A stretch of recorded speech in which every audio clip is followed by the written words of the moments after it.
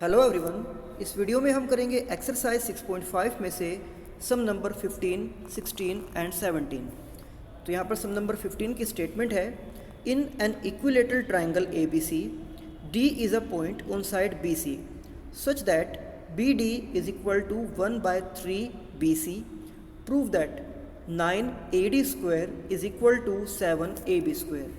तो यहाँ पर एक इक्विलेटरल ट्राइंगल है ए बी सी। आपको पता है कि इक्विलेटरल ट्राइंगल की तीनों साइड्स एक दूसरे के इक्वल होती है। इट मीन्स यहाँ पर ए बी, ए सी और बी सी तीनों की लेंथ एक दूसरे के इक्वल होगी। फिर कहा गया है कि इसकी साइड बी सी के ऊपर एक पॉइंट मार्क किया गया है D, such that B D is equal to 1/3 B C. It means कि अगर आप बी सी साइड के 3 पार्ट्स करते हो तो उन 3 पार्ट्स में से जो एक पार्ट होगा वो इक्वल हो जाएगा बी डी के। तो अगर हम बी सी के 3 इक्वल पार्ट करते हैं तो 3 पार्ट करने के लिए आप देख सकते हो कि हमें यहाँ पर बीच में 2 पॉइंट्स को मार्क करना होगा, तब जाकर इस बी सी के 3 इक्वल पार्ट्स हो जाएंगे। और उन्हीं 3 में से एक पार्ट इक्वल होना चाहिए बी डी के। इट मीन्स यहाँ पर हम लिखेंगे वो पॉइंट डी। तो यहाँ पर अब हम कह सकते हैं कि जो बी डी की लेंथ है वो पूरे बी सी की लेंथ की 1/3 यानी कि 1/3 पार्ट है। और यहीं पर हमें प्रूव करना है कि 9 A D square, it means अगर हम ए से ज्वाइन करें पॉइंट डी को तो यहाँ पर उस ए डी स्क्वायर का 9 टाइम्स वो हमें प्रूव करना है कि वो इक्वल होना चाहिए ए बी स्क्वायर के 7 टाइम्स के इक्वल। Means 9 A D square is equal to 7 A B square, ये हमें यहाँ पर प्रूव करना है। तो इसको प्रूव करने के लिए हमें इस इक्विलेटरल ट्राइंगल के अंदर ड्रॉ करना होगा एक एल्टीट्यूड को। और आपको पता है कि किसी भी इक्विलेटरल ट्राइंगल में जो हम एल्टीट्यूड ड्रॉ करते हैं तो वो उसमें मीडियन का भी काम करेगा, यानी कि वो अपोजिट साइड्स को 2 इक्वल पार्ट्स में भी डिवाइड करता है। तो अगर हम यहाँ पर इस ट्राइंगल ए बी सी में ड्रॉ करें एक एल्टीट्यूड तो वो बी सी को उसके बिल्कुल मिड पॉइंट पर यानी कि उसके बिल्कुल बीच में आकर इंटरसेक्ट करेगा। तो इस तरह से हम उस एल्टीट्यूड को ड्रॉ कर सकते हैं और ये बी सी के साथ बनाएगा 90 डिग्री का एंगल, और साथ ही साथ ये बी सी को 2 इक्वल पार्ट्स में डिवाइड भी करेगा। तो अगर हम इस एल्टीट्यूड को नाम देते हैं ए ई, इट मीन्स बी ई और ई सी इन दोनों की लेंथ एक दूसरे के इक्वल हो जाएगी। तो आप यहाँ पर देख सकते हो कि हमने ड्रॉ किया है ट्राइंगल ए बी सी और ये एक इक्विलेटरल ट्राइंगल है। उसके बाद यहाँ पर बी सी के अगर हम करते हैं 3 पार्ट्स इस तरह से, तो इनमें से इन तीनों में से एक पार्ट इक्वल होगा बी डी के। तो यहाँ पर लिखा गया है वो पॉइंट डी, जिसको फिर ज्वाइन किया है पॉइंट ए से। एंड इसी के साथ यहाँ पर ड्रॉ किया है इस ट्राइंगल के अंदर एक एल्टीट्यूड जिसका नाम है ए ई, और ये एल्टीट्यूड इस ट्राइंगल में मीडियन का भी काम करेगा, यानी कि ये बी सी को 2 इक्वल पार्ट्स में डिवाइड कर रहा है जो है बी ई और ई सी। तो यहाँ पर हम लिखेंगे कि triangle A B C is an equilateral triangle with each side A. तो अगर ये इक्विलेटरल ट्राइंगल है इट मीन्स इसकी तीनों साइड्स इक्वल होगी, और हम यहाँ पर ये लेट करके चल रहे हैं कि इसकी तीनों साइड्स की जो लेंथ है वो है ए के equal. Now draw an altitude A E from A to B C. तो यहाँ पर पॉइंट ए से बी सी के ऊपर ड्रॉ किया गया है एक एल्टीट्यूड यानी कि एक परपेंडिकुलर।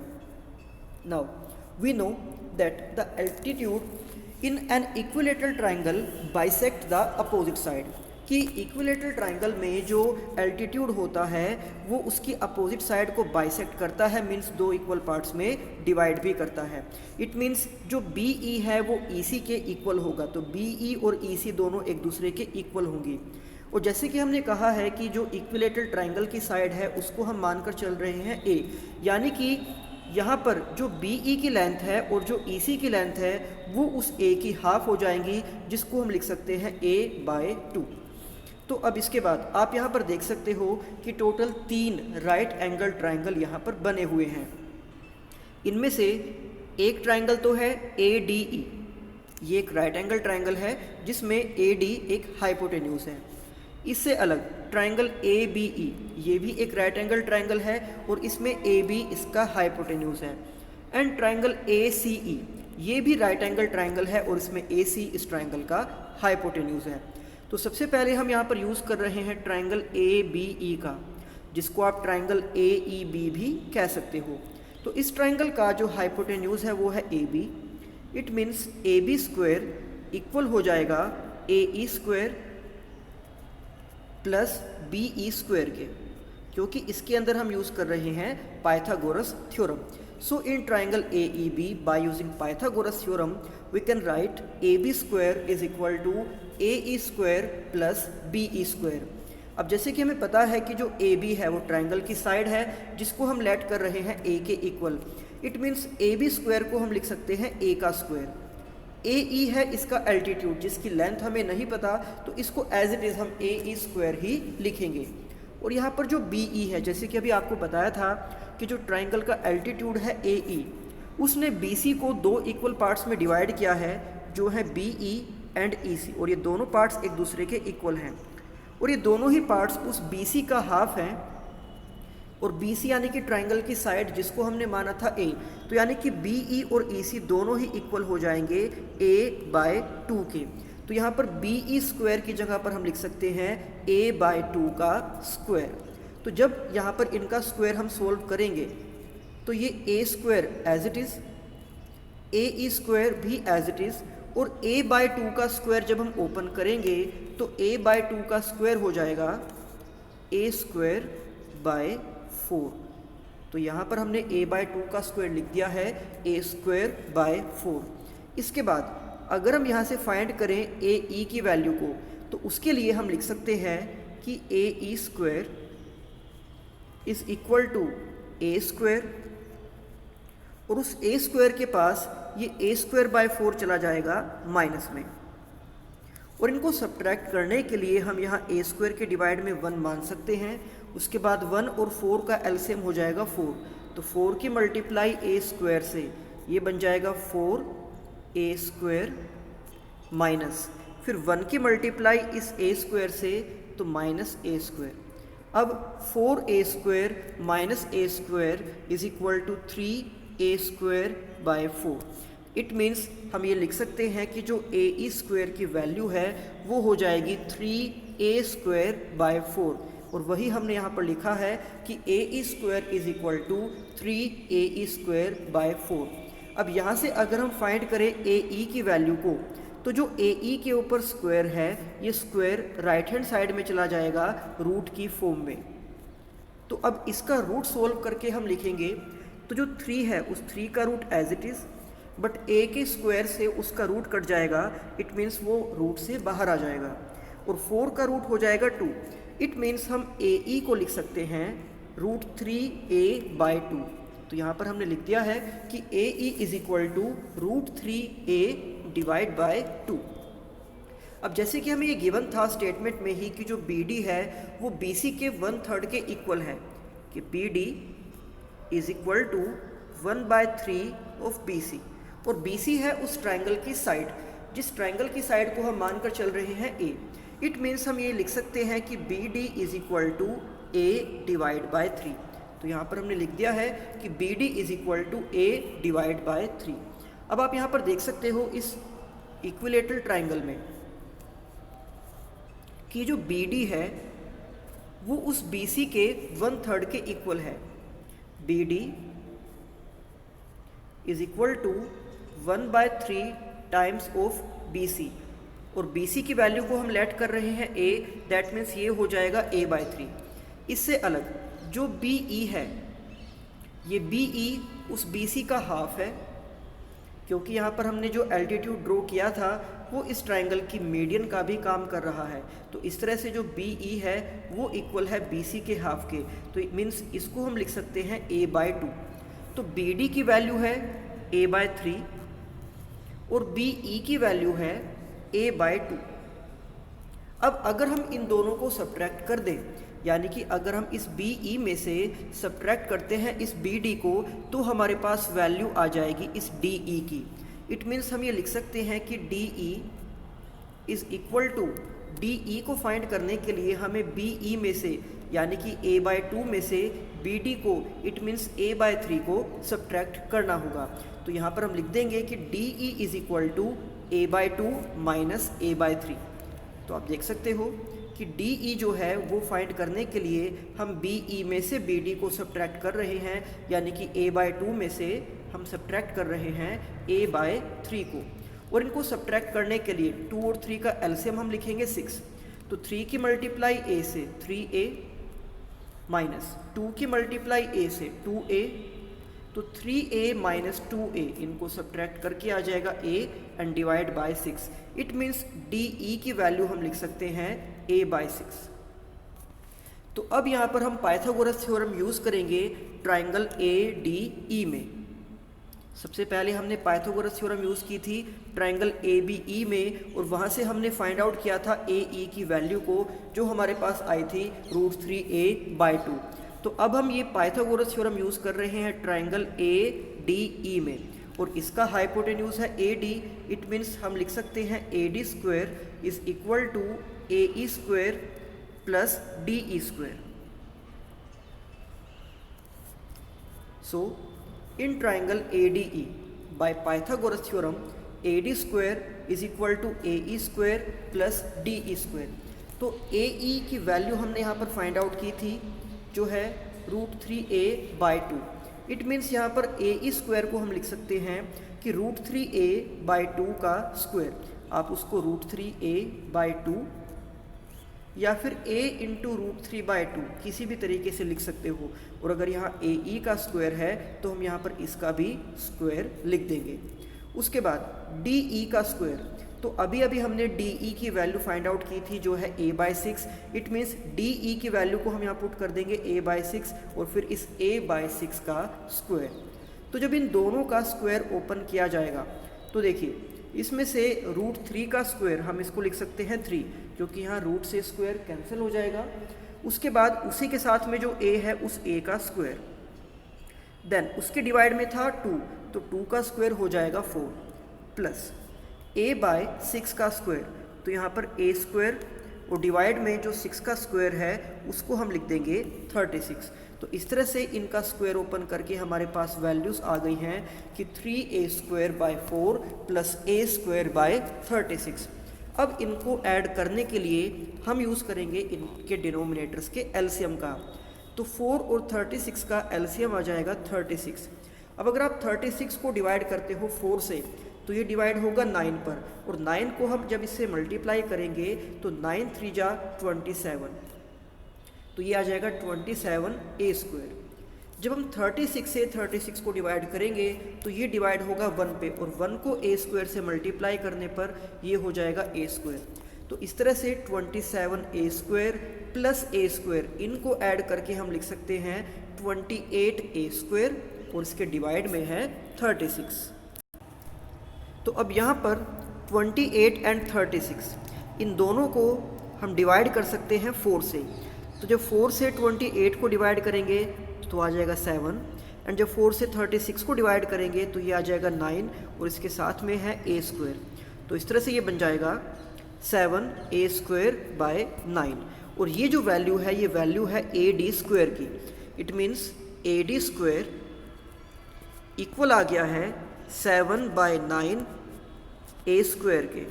और देखिए a हमने माना था उस ट्राइंगल की साइड को, और वो एक इक्विलेटरल ट्राइंगल है तो उसकी तीनों ही साइड्स एक दूसरे के इक्वल हैं, यानी कि हम यहाँ पर a की जगह पर AB, BC या AC किसी भी एक साइड का नाम लिख सकते हैं। बट जो स्टेटमेंट हमें प्रूव करने के लिए कहा गया था उसमें आप देख सकते हो कि 9AD² is equal to 7AB²। It means हम यहाँ पर इस a की जगह पर नाम लिखेंगे AB का। तो इस तरह से ये बन जाएगा कि AD² इज इक्वल टू 7/9, और a² की जगह पर हम लिख देंगे AB²।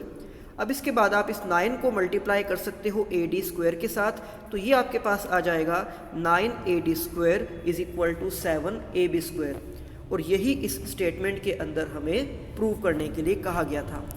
इसके बाद नेक्स्ट सम नंबर 16, जिसकी स्टेटमेंट है इन एन इक्विलेटरल ट्राइंगल। तो यहाँ भी इस सम में भी आपको एक इक्विलेटरल ट्राइंगल ही लेना है, और उसके अंदर हमें प्रूव करना है कि that the 3 times the square of one side, कि उस इक्विलेटरल ट्राइंगल की किसी एक साइड के स्क्वायर का 3 टाइम्स। इट मीन्स अगर हम ट्राइंगल ड्रॉ करते हैं ABC और ये एक इक्विलेटरल ट्राइंगल है, मीन्स इसकी तीनों साइड्स एक दूसरे के इक्वल हों, तो उनमें से किसी भी एक साइड के स्क्वायर का 3 टाइम्स आप मान लीजिए हम यूज़ कर रहे हैं ए बी का, इट मीन्स ए बी के स्क्वायर का 3 टाइम्स मीन्स 3ab स्क्वायर, ये इक्वल होना चाहिए 4 times the square of one of its altitude. यानी कि हमें यहाँ पर इस ट्राइंगल में एक एल्टीट्यूड भी ड्रॉ करना है। अब मानकर चलिए यहाँ पर जो एल्टीट्यूड है वो हम ड्रॉ कर रहे हैं ए ई, तो इसका मीन्स ये है कि जो उसकी साइड के स्क्वायर का 3 टाइम्स है वो उसके एल्टीट्यूड के स्क्वायर के यानी कि ए ई स्क्वायर के 4 टाइम्स के इक्वल होना चाहिए। It means 3ab square is equal to 4ae square. ये हमें यहाँ पर प्रूव करना है। इनमें से ab है उस ट्राइंगल की एक साइड और ae है ट्राइंगल का एल्टीट्यूड। तो आप देख सकते हो कि यहाँ पर हमने ड्रॉ किया है एक इक्विलेटरल ट्राइंगल ABC जिसकी तीनों साइड्स एक दूसरे के इक्वल होंगी और उनको हम मानकर चल सकते हैं A। और इसी में हमने ड्रॉ किया है एक एल्टीट्यूड, और इक्विलेटरल ट्राइंगल में जो एल्टीट्यूड होता है वो उसमें मीडियन का भी काम करेगा। इट मीन्स वो अपोजिट साइड को 2 इक्वल पार्ट्स में डिवाइड करेगा। तो अगर हम पूरे BC की लेंथ को मान रहे हैं A, इट मीन्स BE और EC की जो लेंथ होगी वो हो जाएगी A/2। तो अब हम यहाँ पर लिखेंगे कि let triangle ABC be an equilateral triangle with side A, altitude AE is drawn from A to BC। We know that altitude in equilateral triangle bisect the opposite side, कि equilateral triangle में जो altitude होता है वो opposite side को bisect भी करता है, मीन्स 2 इक्वल पार्ट्स में डिवाइड भी करता है। तो यानी कि जो BE और EC हैं वो उस BC के हाफ के इक्वल हो जाएंगे। और ट्राइंगल की साइड को हम लेट कर रहे हैं A, इट मीन्स इसकी वैल्यू हो जाएगी A/2। Now in triangle ABE bye using Pythagoras theorem, तो अब यहाँ पर आप देख सकते हो कि जब इक्विलेटरल ट्राइंगल में ड्रॉ किया गया है एक एल्टीट्यूड, तो यहाँ पर इसके 2 पार्ट्स हो गए हैं। एक है ट्राइंगल ABE, ये भी एक राइट एंगल ट्राइंगल है, और एक है ट्राइंगल ACE, ये भी एक राइट एंगल ट्राइंगल ही है। तो इनमें से किसी भी एक पार्ट में हम अप्लाई कर सकते हैं पाइथागोरस थ्योरम को। तो अगर हम इसमें से यूज़ करें ट्राइंगल ABE, तो पाइथागोरस थ्योरम का यूज़ करके हम इसमें लिख सकते हैं कि जो AB का स्क्वायर होगा वो इक्वल हो जाएगा AE square plus BE square के। तो यहाँ पर हमने लिख दिया है कि in triangle ABE by Pythagoras theorem AB square is equal to AE square plus BE square. तो AB ये उस ट्राइंगल की एक साइड है और ट्राइंगल की साइड को हमने लेट किया है A, तो यहाँ यानी कि यहाँ पर हो जाएगा A का स्क्वायर। AE है उस ट्राइंगल का एल्टीट्यूड, तो इसको एज इट इज़ हम लिखेंगे A स्क्वायर। और BE, ये जो BE है वो उस BC का हाफ है, यानी कि ये A का हाफ है, तो इसको हम लिख सकते हैं A/2 का स्क्वायर। तो आप देख सकते हो कि यहाँ पर हमने लिखा है कि A square is equal to AE square plus A/2 का स्क्वायर। और इस A/2 का स्क्वायर जब हम ओपन करेंगे तो इसका स्क्वायर हो जाएगा A²/4। अब इसके बाद यहाँ पर अगर हम फाइंड करना चाहें AE की वैल्यू, तो हमें लिखना होगा कि AE square is equal to, इसके दूसरी साइड में था A स्क्वायर, और इस A²/4 को हम उसी के पास ले जाएंगे माइनस में। अब इनको सब्ट्रैक्ट करने के लिए हमें यहाँ पर लेना होगा इनका एलसीएम, जो कि होगा 4। तो 4 × A square and minus A square, तो 4A square minus A square, it means 3A²/4। तो यानी कि AE स्क्वायर की वैल्यू आ गई है 3A²/4। तो अब अगर यहाँ से हम वैल्यू फाइंड आउट करना चाहें AE की, तो उसको हम लिख सकते हैं कि AE का जो स्क्वायर है वो इस साइड आ जाएगा रूट की फॉर्म में। तो 3A²/4 का स्क्वायर रूट। अब इसको हम लिखेंगे, देखिए आप यहाँ पर जो 3 का रूट है वो एज इट इज़ हम लिख सकते हैं √3, और A का स्क्वायर जो है वो रूट से कैंसिल हो जाएगा और ये फिर आ जाएगा A, और नीचे 4 का रूट हम लिख सकते हैं 2। तो इस तरह से AE की जो वैल्यू है वो हो जाएगी √3A/2, यानी कि उस ट्राइंगल में जो एल्टीट्यूड हमने ड्रॉ किया था वो एल्टीट्यूड हो जाएगा √3A/2 के फॉर्म में।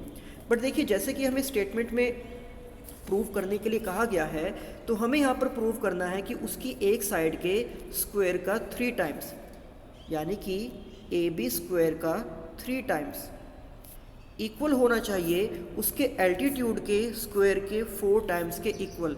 तो एल्टीट्यूड है AE, उसके स्क्वायर का 4 टाइम्स, यानी कि हमें यहाँ पर AE को पुट नहीं करना है, यहाँ पर हमें AE स्क्वायर की ही नीड है। तो इट मीन्स जो AE स्क्वायर की वैल्यू हमारे पास आई थी 3A स्क्वायर बाय 4, तो हमें यहाँ पर इस स्क्वायर को इधर रूट के फॉर्म में लिखने की नीड नहीं होगी।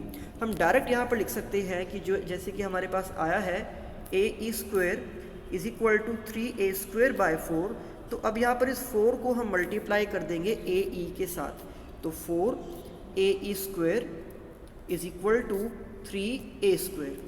तो जो हमें स्टेटमेंट में प्रूव करने के लिए कहा गया था, अब वो स्टेटमेंट हमारे पास आ गई है। देखिए, हमें स्टेटमेंट में प्रूव करने के लिए कहा गया था कि ट्रायंगल की साइड के स्क्वायर का 3 टाइम्स, तो ट्रायंगल की साइड को हमने लेट किया है A, और ये है A स्क्वायर का 3 टाइम्स, और ये इक्वल होना चाहिए था उसी ट्रायंगल के एल्टीट्यूड के स्क्वायर के 4 टाइम्स के इक्वल। और वही हमने यहाँ पर प्रूव कर दिया है कि ट्रायंगल के स्क्वायर का जो 3 टाइम्स है, इट मीन्स जो 3A स्क्वायर है वो उसी ट्रायंगल के एल्टीट्यूड के स्क्वायर के 4 टाइम्स के इक्वल है।